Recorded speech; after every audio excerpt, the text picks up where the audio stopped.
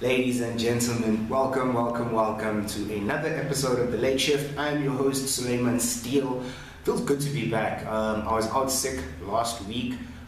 This flu, man, this winter thing, like, can we just cancel winter? Like, it took me out, like, it had me down and out, but I'm super keen to get back. I actually wanted to do the show last week, but I didn't feel that it would be right for me to be here sniffing and all of that jazz. So out of respect for my viewers, I decided to not do that. So what we're gonna do this week is we're gonna do a little bit of a mashup. We're gonna cover some stuff that we missed out on last week, obviously, and we're gonna cover some stuff for this week. So I hope you guys are ready. It's gonna be a packed show. So let's get it on, ladies and gentlemen. First and foremost, I would love to start off with Mother's Day. Yesterday was Mother's Day. Yeah, you know, we celebrate it. Yes, we do celebrate it. It's a very important day. I just feel that, I mean, at the end of the day, we all say this: Mother's Day should be every single day. Mother's Day should be something that we continuously celebrate. Expressing love for our mothers should be of the utmost importance. You know, it should be the thing at the top of our list, because without our mothers, we wouldn't be here. So yesterday, I was actually I was privileged enough to spend time with my mother, my aunt, my sisters. You know, and for me, those are my mothers. You know, besides my mother, those are, you know, my mother passed on my gran obviously passed on extreme knowledge to my mother, who then passed it on to my sisters and my aunt. And, you know, so those to me are undoubtedly the most important women in my life. You know, it's extremely important, and I'm so happy to have been raised by such phenomenally strong women, especially my mom. You know, to me, my mom is a superhero. She's probably one of the first people to ever give me responsibility within a business, and, you know, really teach me responsibility within life and as a man. So to Mom, thank you very much for being who you are, and all I hope is that I can make you proud. You know, that's just my only goal at this present moment in time. So yes, to all the mothers out there, thank you. I appreciate you like you would never believe. And most importantly, you know, I don't know if we thank her enough, but Mother Nature, thank you, Mother Nature. You know, without Mother Nature, I don't think any of us would be here. We need to start appreciating Mother Nature a bit more. You know, so yeah. So that's it for Mother's Day, and hopefully we continue to love our moms. I loved seeing everything on social media that everybody posted about, and, you know, sharing images of their moms. I thought that was amazing. There's one thing I have a little bit of a problem with, right? It's the whole thing, especially, it happens with both Mother's Day and Father's Day, when we say things like, to all the fathers out there who have been mothers, or to all the mothers out there who have been fathers. I feel like that's just counterproductive. You know, that's just me. I feel it's counterproductive. I know, for example, I used to do it with my mom a lot, until I started to learn that it shouldn't have to be that way. I can still, even though it's Father's Day, I can celebrate my mother being my mother, you know, because I can only imagine how tough it must be for her to be a single mom doing that, you know. So I shouldn't celebrate her as a father. I should celebrate her as a mother and what she provides. So hopefully we start to cut that out a little bit, because I just feel it's a little bit unnecessary. Sticking with the things that have been going crazy on social, I don't know if you guys saw this, but Facebook is planning on releasing their own cryptocurrency. Right? Facebook will be, I guess, rivaling Bitcoin and all that jazz. This was expected, because they announced a new head of their blockchain department.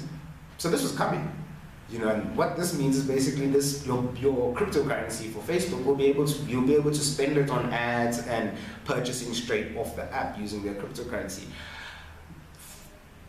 Facebook is becoming its own market. It's always been a market, but now it's changing again. Now they're putting in the dating sites as well. It's gonna change a lot. You know, so as a business, as a brand, and as a person, where are you? Where's your focus when it comes to this? Because if you're not paying attention, you're gonna miss out, right? You're starting to see them add things like you're able to make reservations straight off the app. You're able to make calls straight off the app. You're able to now, have things come to you in your language of choice immediately. You know, so then your messenger is going to translate messages for you automatically. I just think Facebook is going to change the game yet again, as they continue to do. You know, so that's just super awesome to see. I can't wait to see how this crypto. And I don't know much about cryptocurrency and blockchain and all of that jazz. So I want to see how this unfolds and hopefully speak to some experts on cryptocurrency and blockchain and find out from them what they think and how this will impact Bitcoins and all the other, cryptocurrencies out there. So yes, indeed, moving on from Facebook, kind of staying on Facebook as well. I don't know if you guys saw this, but the Canada Zoo. I don't know what. Okay, so basically what happened was the Canada Zoo decided to take one of their bears on a little field trip, and they took them to they took him to the Dairy Queen drive-thru. So Dairy Queen is like your typical, like an ice cream shop, and they took the bear to the Dairy Queen drive-thru. Now they are now facing charges, which to me makes a buttload of sense, because at the end of the day, you put a lot of people in danger by doing that. This is a wild animal. Like, you put a wild animal out in the street. Like, I understand it was dragged in, but it's still a wild animal. The last thing you want is a bear in a car. That is too much of a confined space to have a bear in. But anyway, these guys did it, and yeah, they are now facing charges from the government based on this bit of stupidity. And this is the thing, I don't understand why people continue to do stupid things like this and post it online. Why do you do that? Like, do you not think you're gonna get caught? Like, come on, people, come on, let's not be silly. Like, I can imagine that they thought that this would be something cute and viral, but it went viral in the wrong way, right? Like, for me, and the moment that happens is now you start to have to tinker with your strategy and this, that, and the other. Stop chasing the virality of posts. For example, with Mother's Day, we see that a bit, right? We see people brands jumping to try and sell to you on Mother's Day, but your product has nothing to do with a mother. You know what I mean? Like, just figure your things out, ladies and gentlemen. So yes, that happened at the Canada Zoo last week and a half ago. Just weird, just people being weird. Moving on. So the Attorney General of New York City has resigned. Eric Schneiderman has resigned as the Attorney General, because he was accused of beating four women. This is where things get very contradictory for me, because now, we sit in this position where we celebrate Mother's Day, we celebrate women, International Women's Day, all of that jazz, and then we have a person in government who is being accused, there's allegations against him of slapping and choking women, and then he resigns. And the worst part about this is that Michael Cohen, Donald Trump's lawyer, he was made aware of these allegations, right? Because he basically told the lawyer who was representing these four women, told Michael Cohen about it, and to basically let Michael Cohen know so that he can address it with Donald Trump. Trump wasn't yet president at the time, he was still running for president, but it was just something that they wanted to get ahead of. The problem is that they did nothing about it. And this is something we're really starting to see a bit of. In business, in politics, everywhere. There's this close-knit circle, this boys club, right? Of people who know of these allegations against men who have been either sexually harassing women or physically abusing women. They've been reported, but nothing happened. So this is my question to you. You, in your business right now as the CEO, what nonsense are you doing that other people may know about when nobody's saying anything? Right? Because this is what it comes down to. And for me, I'm super excited that a lot of these men are starting to get exposed. We need to see more men in power be exposed to this type of behavior, because it's wrong. Right now we live in a space where men are at their worst, in my personal opinion. Men are at their worst right now. We've seen the Bill Cosby situation, we've seen Harvey Weinstein, we've seen the general manager of the Dallas Mavericks. We've seen a bit. Right? And this is something that's been going on for years and years, but now it's in the light. Now we are seeing it. People are actually aware of what's taking place here. So, within your business, how are you taking care of your staff, especially your female staff? Right? I'm not saying that harassment doesn't take place amongst males, but right now we're going to put that to the side, because at the end of the day, males are causing this problem. How are you solving it? Right? We saw 2 weeks ago, there was a gentleman who was sentenced to for 36 years in prison for murdering his girlfriend. I felt that was a little bit. 36 years, really, honestly. And the worst part is this guy basically confessed on Facebook to murdering his girlfriend, right? And he pretended as if he didn't know where she went. You know, he pretended he helped police search, and then at the end of the day posted on Facebook about how if she was still around, she would have the opportunity to apologize to him and he'd be able to forgive her. Listen to that arrogance, right? This is the current world that we live in. We live in this current world where men are extremely arrogant. We've always been arrogant, but now we're really stepping it up a notch. We have an extreme disregard for women in business, in life, in all of it. You know, and for me, things like the Me Too movement and Time's Up movement shouldn't be where it stops. This should be every single day. This should be something, you know, we read a lot about we should teach our daughters how to dress and how to behave. No, we shouldn't. We should teach boys, our young boys, how to treat women. That's what we should do. And what we should do is we should send some of the men back to start again, to learn, because there's some hurts that men have gone through. There's some hurt, there's something that is lacking here within the male species that has caused us to behave in this manner that we are behaving, murdering women, beating women in the workplace. What is this? You know, this is, how can men and women coexist like this? It's, you know, I posted about it last week, I think, on my Twitter page, that this is the time that women are going to rise up against us and slaughter us. And I wouldn't be surprised, because right now the amount of problems and issues that men are causing it's vile. Right? You know, we speak about Zolile Khumalo. She got murdered. She was murdered by her boyfriend who confessed on Facebook. And for me, 36 years is not enough.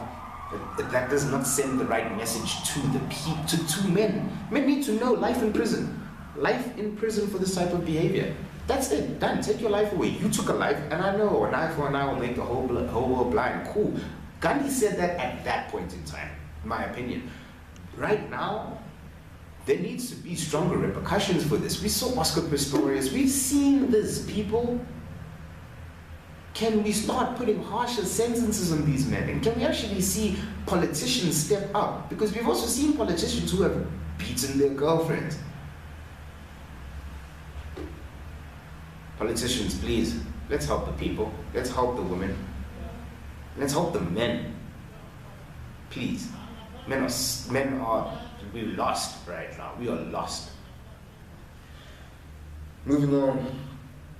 So, I left this out. I'm not that I left it out. I missed out speaking about this because I was sick. But I'm going to address it a little bit right now. Kanye West. So I'm pretty sure everybody saw by now Kanye West's rant on TMZ about how black people chose to be slaves 400 years ago. For 400 years, it was a choice made by black people. Yeah. The outrage there was valid, and then Kanye West basically came out and said, no, you know, what I meant was cut it. I don't care what you mean when you say to me about no, you were enslaved in the mind. No, they weren't enslaved in the mind, they were physically enslaved.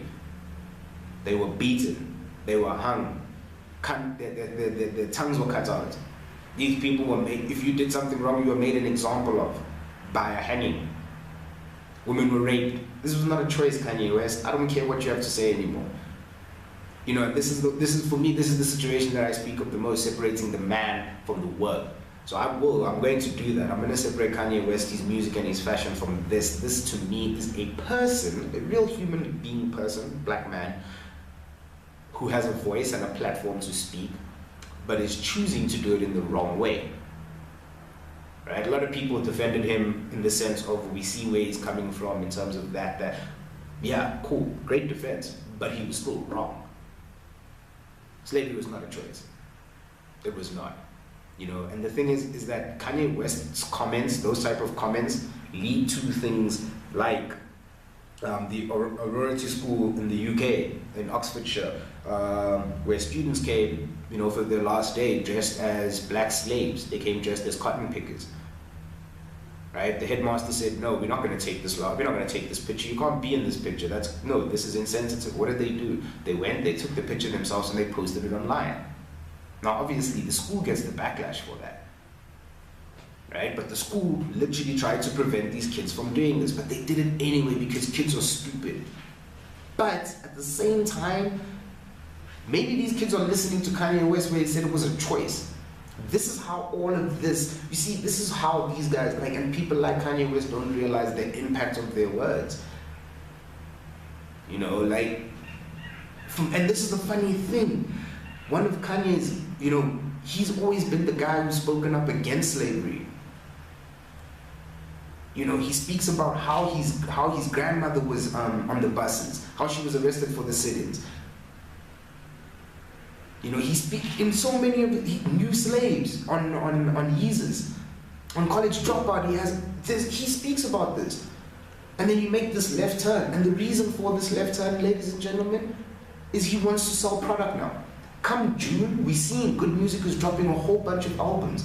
Kanye West is releasing his new Yeezus line. We're seeing this, right? So this is what it is. This is actually a publicity stunt, and it's wrong. It's wrong. Because you're using the plight of people, to promote your product. And that's wrong. And we see a lot of brands try and do this. We saw Pepsi try and pull it off last year, didn't they? How did that go down? H&M tried to do it. There's a list. You can go through a list of brands who have tried to pull off stunts that just don't work. And I'm so happy to see Kanye West being dragged through the mud, and it should be continued. Because at the end of the day, we can't have this. This is not being a free thinker. It's really not. I'm sorry, but that is not being a free thinker. That's just somebody who's trying to incite violence. Not violence, but you're trying to incite something. So Kanye West is an idiot. Moving on from Kanye West to I love this story because I get to talk about sort of like both sides of it. I don't know if you guys are aware, in South Africa there's a bus strike taking place, not in South Africa but in Johannesburg.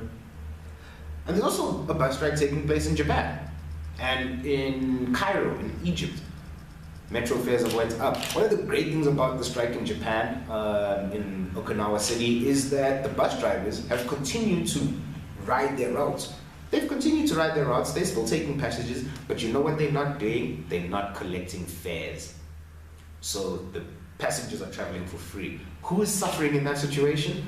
The big business, because the people that transport them are not being treated fairly. So they say, you know what, we're not going to let the commuters suffer, we're going to let you suffer, so that you're not going to get paid off our work, but we're still going to provide a service to these people. I genuinely thought that was a remarkable story. And I believe that at the end of the day, because I genuinely feel I would support a bus driver who he's choosing to still ride his bus, he's still choosing to ride his route, even though he's not accepting fares. I'll tip him then, right? What would be my fare? I will tip you because you're still trying to provide your service to the people, which is the most important thing here. So, can we take a leaf out of Japan's playbook? Because I think it's awesome. I think it's dope. So yeah, shout out to Japan, Okinawa City bus drivers. You'll get my salute for the week. Thank you very much. Moving on. This was interesting. This is clever. It's interesting, clever, right? The reason being, so in the United Arab Emirates, the UAE, social media influencers will now have to get a license, right, for $8,200 to promote, whatever they're promoting. So it's like a creative license almost. The reason for this is they basically trying to say that if you're promoting a product, they're trying to basically promote authenticity. So that's the whole purpose of them giving them this, of people having to have this license. If you don't have a license, you'll be fined $1,300. Right? Now, if you don't, if you look at that, it will add up, $1,300 for not getting that license. But the whole truth is that they're trying to promote authenticity. One of the members of Parliament said that if I see a cream that you're promoting, and I go try it and it gives me irritation, who do I blame for that? Which is a good point. right? Because if you're promoting it, you're saying that it's for use on all skin and all of that, but did you actually use the product? That's what they're trying to promote. The UAE governments are trying to ensure that the influencers promote the things that they need to promote. So this is, the great thing about this is that, because I'm gonna, I like this. I like it a lot because we see, like for example, you have Fashion Nova, you have Pretty Little Things, you have so many other brands like this, right? You see a lot of women promoting this online, especially on the gram. My question is, did you actually use the product? That's always my question. I always want to find out if people used their product or not, because that's authentic, right? If you didn't use the product, like you could be editing your pics to make it look like you lost that acne. So shout out to the UAE. It's extremely clever, and I'm sure that most countries will start moving in that direction to promote authenticity between influencers, brands, and the end consumer. Speaking about Pretty Little Things, I don't know if you guys saw the new jeans that they released, the bum rip jeans.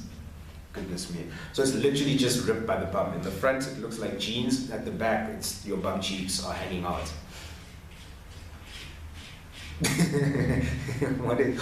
What is going on, ladies and gentlemen? Why don't you just walk around in your underwear then? Like, why would you want to wear bum rip jeans? Like, I don't understand. And the jeans actually do look like they'll tear when you sit down. And I can't imagine, like, in this cold weather, like, imagine that. It's crazy. It's crazy. Like, with the way we've moved in terms of fashion and the things that fashion brands are chasing right now, especially on social media, continues to blow my mind. It continues to do so. They're really testing people right now. Like, we got into this point where your jeans are so ripped that they're not even jeans anymore. It's just J. Like, there is no E's in it. It's just the J. Like, I don't understand this, people. Yeah, you guys are crazy. Moving on. So now we're going to dive into a little bit of politics here with my main man, Cyril Ramaphosa, the president of South Africa. A week or so back, he was in Parliament. It went down in Parliament yet again. It always goes down in South African Parliament, right? It's always exciting. And this time, him and Steenhuisen went at it. John Steenhuisen, and he told John Steenhuisen to shut up and listen. This is the thing, ladies and gentlemen. First and foremost, we should not be speaking like that in Parliament. I don't know. We should not be saying shut up to each other. Right? As a government entity, as the president of a country, you are sitting here and saying shut up and listen. Could you not say, could you please be quiet? Or, not even Jacob Zuma said shut up. Right? So this is one thing that this is starting to show me, is that the pressure is starting to get to Uncle Cyril. It definitely is. For him to burst out the way he did, and I think Steenhuisen had a very solid point, because he tweeted, everybody who's in support of Cyril Ramaphosa telling me to shut up, what's going to happen next is he's going to tell the media to shut up, and he's going to tell the people to shut up. And that's how democracy comes to an end. I'm not saying that that's what's going to happen, but he kind of does have a point there. Because I've watched Parliament many times, and it's always rowdy. It's always going down in Parliament. Right? So for you to choose to do that, it showed a little bit of inexperience for me, for one, and it showed a little bit of disrespect. And this is Steenhuisen from the DA. If you've watched the show, you know that I do not support the DA at all. But this, to me, is just wrong. You can't be telling people to shut up, because that's what the kids are now seeing. And Twitter went crazy for it, and people supported it. Yeah, they must shut up and listen. The DA always want to talk. Yeah, we know that. The DA is not the brightest, but telling them to shut up, that's just fueling the fire. Right? Staying with politics and crazy people, moving on to your man, Donald Trump. Donald. So Donald has been incriminating himself left, right, and center with regards to Stormy Daniels. One moment he didn't know about the payment that Michael Cohen made. The next moment he did know about the payment that Michael Cohen made. There's just a lot going on. And to make it worse, his good friend Rudy Giuliani was all over Fox News just spewing absolute nonsense. He basically said that Michael Cohen got paid back. He said Donald Trump knew about the payment to Stormy Daniels.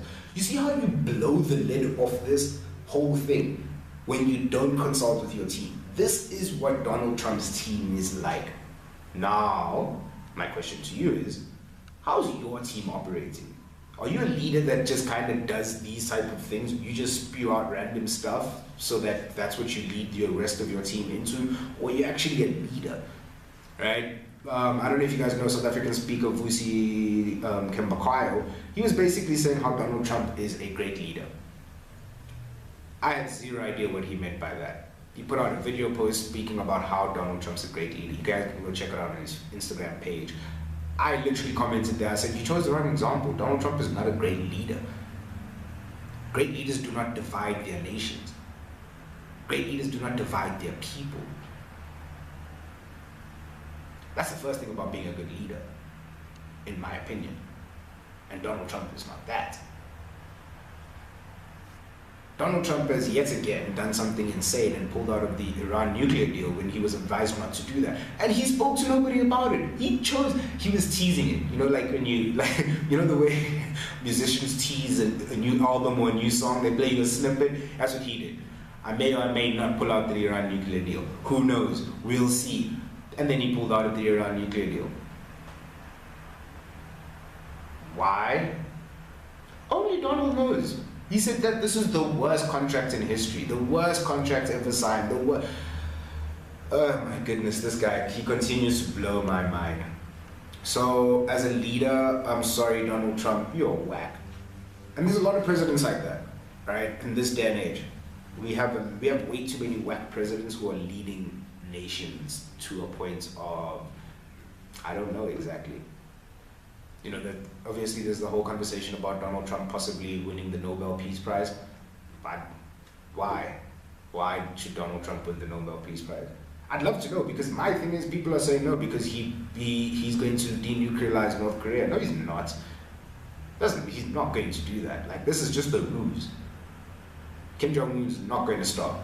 It's a ruse. Watch it. Just watch this whole thing take place. I think the meeting is scheduled for sometime in June. They're looking to meet in a neutral place.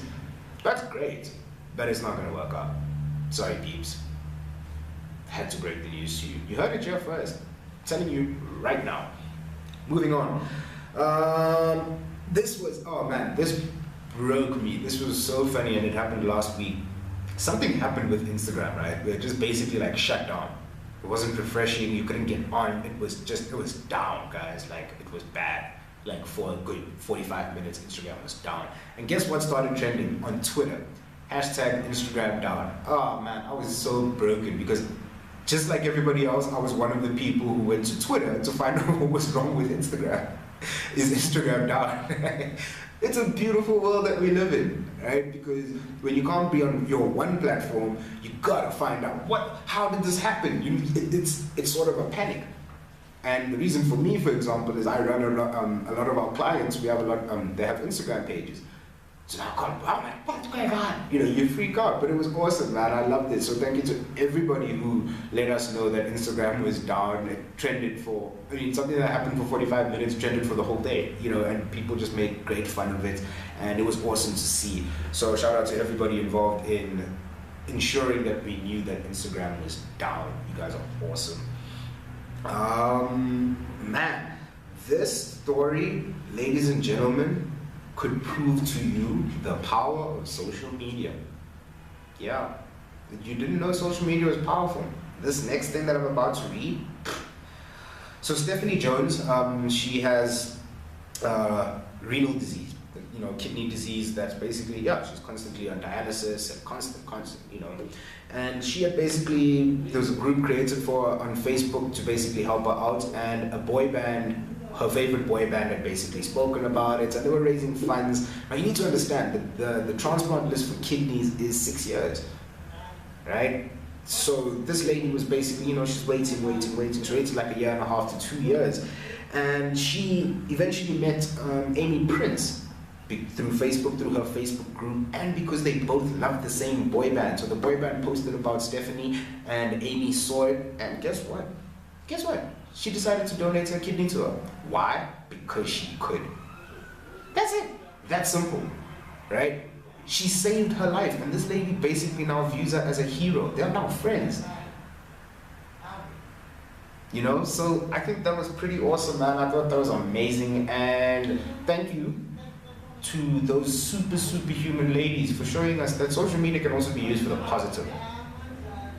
Moving on, Andre 3000 basically dropped 2 new tracks, Look Ma, No Hands, and Me and Mine. When Andre 3000 returns to music, ladies and gentlemen, we all lose our minds, because it's very rare that Andre 3000 is he's putting out music, but he seems like he's back. I loved it. It wasn't him rapping or singing or anything like that. It was just it was musical. It's extremely musical, and I love that. So shout out to Andre 3000. I'm super happy to see you back. I hope you push out more music. I really do hope you push out more music in the near future. So, ladies and gentlemen, man, that is the show. Flew by today. Felt good. Thank you for joining me. Hopefully next week I'm here again. I hope I don't get sick. Please, touch wood. Stay warm out there. If you're in Joburg, it's cold. If you're in South Africa, it's winter. Watch out for that flu bug. Yeah, it's coming. And yeah, stay safe on your social media, man. So thank you very much for joining me. It has been a fantastic show. I am your host, Suleiman Steele, and this was The Late Shift.